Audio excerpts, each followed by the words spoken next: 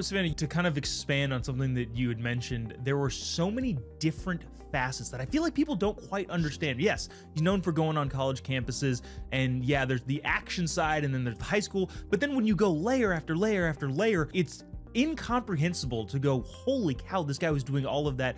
In your specific field, there is a desperate need for more reporting power on the conservative side of the aisle. The left has all the reporting power. They've got, your big newspaper outlets. You got the New York Times, the Washington Post. You've got all of the broadcast networks that all have extreme reporting power. We just don't have that to the extent that they do. Charlie was adamant that we build that part of the conservative movement up. You were an integral part of that. Can you kind of speak to the broader sense of why on the ground journalism is so important, and why Charlie thought that it was important enough to put a huge amount of effort behind not only yourself, but the broader Frontlines team over at TPUSA? Absolutely. I think that the media has played a huge role in getting the nation to the devastating place that it is today. They have been pivotal in pushing a lot of the rhetoric, the misinformation, or even just hiding the truth about on the ground news stories. And it is independent journalists. It's journalists at Turning Point USA and Frontlines that have been,